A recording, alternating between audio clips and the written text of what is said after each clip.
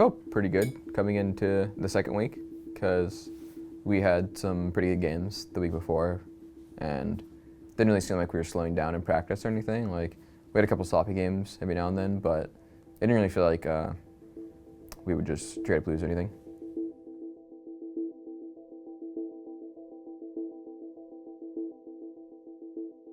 I mean, Immortals is really different now because, you know, they swapped out 4 players. They had like Turtle, Adrian, Pobelter, Rainover, and Huni, which Rainover and Huni carried a lot of the games, it felt like, because they had such a strong presence together. Like, Huni be, you know, really strong carry.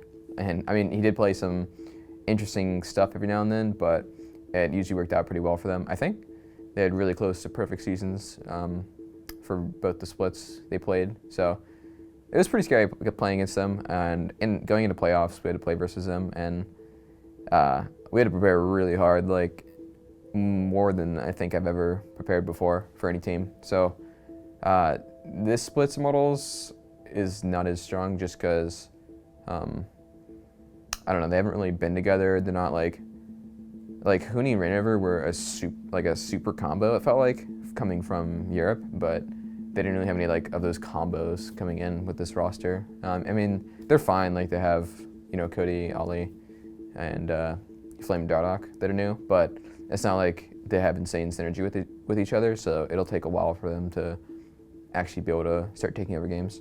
저희 첫 경기는 글쎄 그렇게 잘라먹는 조합까지는 아니었고, 그냥 저희 목표는 일단 스노우볼 굴리는 조합이지, 딱 근데 모든 게 원래 스노우볼 굴리는 조합인데 팀파이트를 보는 조합은 아니었던 것 같고, 저희가 사이드를 관리하면서 계속 압박을 주고 계속 다이브 프레셔를 주고 그 압박을 계속 하다 보니까 저희가 쉽게 빨리 끝냈던 것 같아요. Moving into spring. Immortals, of course, still some growing pains for the young squad. Cloud9 on fire at 2-0 and looking to extend that even further this week. 25 penetration does effectively nothing against tanks, but is great against squishes. Dardoch again, flashing there for the auto in the slow. Pobelter looking to get it down. Jensen is flash. Good double ulti. Ulti gonna miss from Pobelter on the other end. And Contract trying to turn it around. Jensen does not. Contract. He's not gonna flash flood. Kicks Dardoch into the turret range.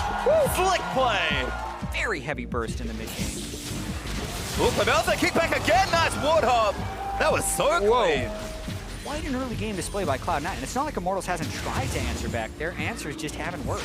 Yeah, 5,000 gold and counting now for Cloud9 as far as the league goes. Dardoch, though, continuing to play aggressive. Good threat there for Cloud9. He wants it. Blast close. Oh, that might have been the problem. Kicks him away from the lantern, but he still takes it.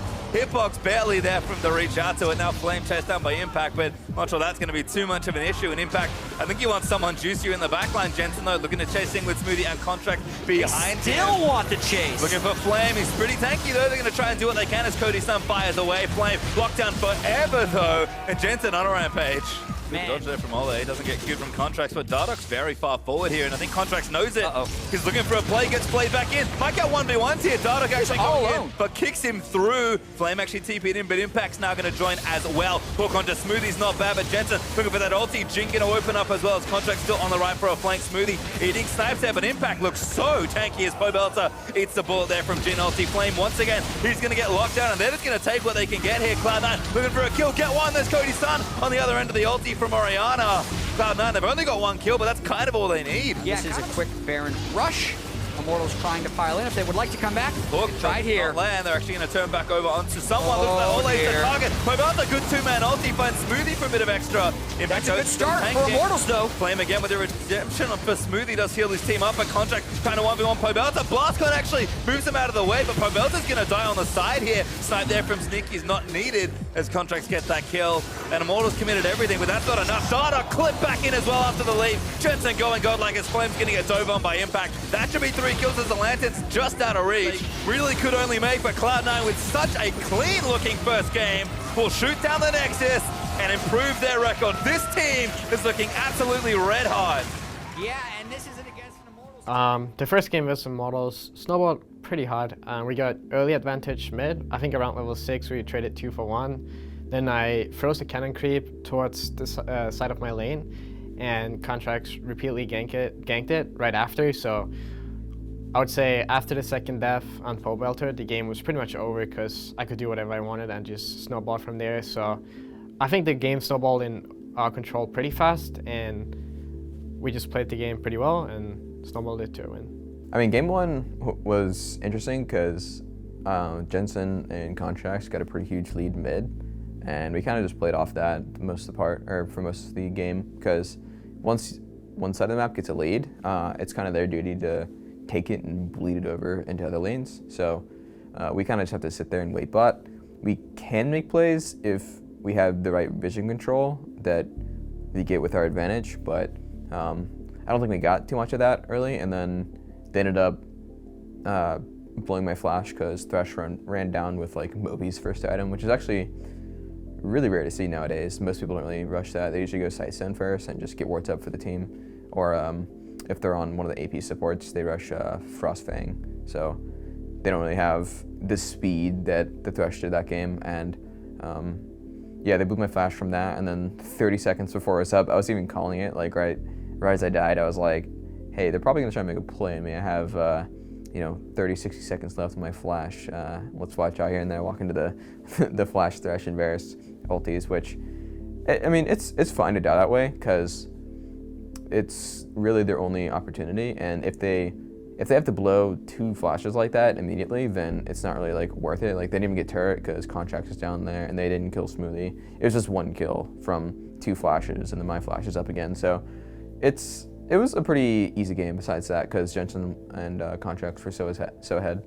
밴에서는 그냥 뭐 마오카이 노틸러스 나눠 먹고 우리는 카직스를 먼저 먹자고 생각을 했죠. 왜냐면 카직스가 좀 세기도 하고 컨트랙트가 잘 다루는 챔피언이고, 그래서 전 노틸러스라고 컨트랙트는 카직스에서 조합이 딱 완성됐었죠. 그 신드라까지는 그냥 뭐 제니슨도 자신 있어 하고 피즈나도 무섭지 않다고 그런 말 해서 뽑았던 거고, 그냥 무난하게 그냥 자기들이 원하는 픽을 많이 가져왔던 것 같아요. 조합도 나쁘지 않고. Well, I guess it'll just be about execution and play. Then Cloud9 had it all in game number 1. If they can make another good-looking game and get yet another sweep, they're starting to pick up even more momentum moving through the second week of the LCS. Meanwhile, Impact may be getting Jove, level 6 Dardoch. Another dive here. Impact does have his ultimate. He's going to commit it now, but he's taking too much damage already. He comes to the Colossus. He's going to poke. He's trying to get Flame in from under the turret. Dardoch still looking in. Needs more damage, but they can't kill him. Dardoch. Oh, trying to make a play. First blood for Impact, though. It is possible. It certainly is. Oh, smoothly flash hold onto Ole. Contracts here with the alley-oop, and they're sneaky with a kill. And in the NBA, they call them volume scores, where they shoot a bunch in order to score points versus the people that have higher percentage shots. Sometimes volume can win you the game, and as long as they keep trying these plays, it could pay off. Oh, Belto, that's a flash auto kill there for Contracts as Fizz gets himself stunned for a little too long. And Dardoch, he was looking for another play, but now they've found him, I think. Dardoch gonna have to get himself out, ulted in by Malzahar. Damage is on. Dardoch needs to leap away. Good kick action, but Malzahar's still there, ready to go. Jensen, though, waiting eagerly on the other side. Good flash from Dardoch, gets him out. Chain of Corruption committed. Are they going to keep chasing? Contracts wants it. Oh, ulti hits Cody's side. That's a disaster. Oh. Contracts gets himself the kill. So this is a little bit forced by the fact that Pobelter's now pushing side lanes. They're going to go for another arrow. Oh, hit. Oh, hey, there's Contract straight in on top of him. And Stun's going to miss from Jensen, but that should be enough for the kill. Flame's going to TP in. No, that's Pobelter, actually. Lost to cancel it there as Impact actually stopped it. 2v1, though. As Impact is getting aggressed on. Teammates are going to run towards him, but they're pretty far away. Dredgeline goes in, knocks up both. But Impact doesn't have a whole lot of health left. Flash away is going to go towards Contracts. Q tags in, and now Jensen's going to turn it around with a bit of help from his jungler. Impact hooks back in as well, and gets a kill onto Dardoch. What a turnaround from Cloud9. Yeah, this is Syndra things. Really good way for Arrow finds Dardoch this time. Smoothie not going to land the silence in, but Impact on the other side with the TP. Cody Stun again almost gets himself caught. And there's the Dredgeline on. Pobelter going down. Sneaky gets him after the flash. Cody Stun blocked him by the Nautilus as well. Sneaky able to get himself a double kill. And Cloud9 just on top of every situation. On the highest level of communication. Dardoch again caught. Where does it That's go? Flash ulti in. Ole! Hit by the Ashe ulti. Pobelter's trying to get back in there, but Dardoch barely lives. That's a kill onto Smoothie, but Pobelter goes down to Sneaky. Chain of Corruption follows him, but it's going to snare a couple up there. Flame trying to get to the fight, but he's a little late. Ole going to get snared up again as Jensen and Sneaky trying to fight off the tanks. Ole's still alive for now as Contracts needs to get himself out. And Impact trying to dodge around, but he's getting locked down by the rest of the team. They need the flank here. Cody Sun going to eat the stun, but Dardoch looking to fish for a Q. Impact still alive though, as they can't quite get the carries in position, but Contracts eats the arrow in there from Varus Q. Impact still running himself away, and I think he's going to go down here.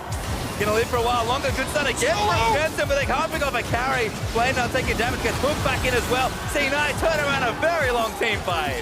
away, and they're still up 8,000 gold. Not nearly as fast-paced as game number 1, but about as controlled as we saw before. Arrow, Cody-san, no, not there. Oh, it's Flame, no one. He's got no flash and no teaming. All right, he's going to live for quite a while, but maybe not long enough. Flame still taking a good chunk of damage. Ultimate committed from Nautilus. Redemption heal in there to keep everyone safe. Dada looking to make the play, but he gets ulted by the Malzahar. Jensen forces on. He's a sneaky takes down the Makai. Dada wants to play. Pobelta shuts down Sneaky with the fish, and he's dive in to try and get the rest of it here. Cody-san sniping where he can with the back, but Jensen, ooh, barely misses the stun. Really will be benefited by patience here, but that's the double single TP coming in from Makai. No patience needed. Flames in the back, locks down Syndra, but Jensen stuns him away. They're going to try and shield him forever as Impact just 1v4ing in the backside of the fight. Flame living for so long, but Impact's tying everybody else up. Pobelta caught by the mouse. It's going to go down to Sneaky. Dada getting left on. There's a double in for the ass. There's another kill there as Contract jumps on and gets himself one. And Flame against everybody else is going to fall down. Sneaky gets a triple. And Cena going to surge in for the win. Yeah, Immortals had to try something because of the ticking time bomb of those supers coming in, but I don't understand why they wouldn't try a double TP with how low they got Pobelter with just the Maokai. C9 again, though, quite clean, 20 kills to 5. 2 games, perhaps too easy. Cloud9 with yet another sweep. Game 2 versus Immortals, I think we played pretty well as a team. I think that Immortals didn't play like to the best standards, because that game was the game where Dada kind of killed himself top lane, and from that, Impact got a pretty big lead on his lane, and then we were doing pretty well down bot too, and I think mid was doing okay, so he controlled the game really well, and I think that they made a lot of mistakes by sending Fizz in the side lane versus Malzahar. He kept on kind of killing himself because he kept on using using his E on the wave when they didn't have vision in the river topside. So I was able to just like flash ulti him or just ulti him on cooldown, and Fizz kept dying.